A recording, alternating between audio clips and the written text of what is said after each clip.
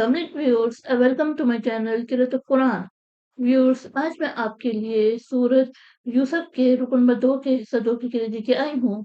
Viewers सूरत यूसुफ के रुकन number 2 के हिस्सा 2 में आयत नंबर 11 से लेके आयत नंबर 15 तक आयत है। इससे पहले व्यूअर्स मैं आपसे कहना चाहूंगी कि मेरी वीडियो को आगे तक जरूर देखिए। अगर आपको पसंद आए तो इसको लाइक कर ले, इसको दूसरे के साथ शेयर कर ले और सब्सक्राइब कर ले और साथ में लगे बेल के आइकन को क्लिक कर ले ताकि आने वाले वक्तों में आपको मेरी आवाज में नोटिफिकेशन सबसे पहले मिलता रहे। तो आइए व्यूअर्स अमल के पहले दुरूद शरीफ पढ़ लेते हैं। उसके बाद सूरह यूसुफ के रुकन नंबर 2 के हिस्सा 2 की किरत पढ़ते हैं। बिस्मिल्लाहिर्रहमानिर्रहीम। अल्लाहुम्मा सल्लि अला मुहम्मद वअला आलि मुहम्मद कमा सल्लैता अला इब्राहीम वअला आलि इब्राहीम इन्नका हमीदुम मजीद।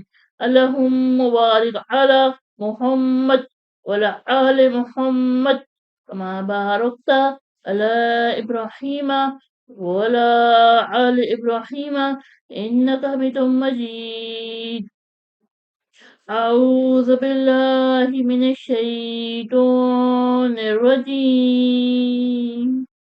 बिस्मिल्लाहिर्रहमानिर्रहीम।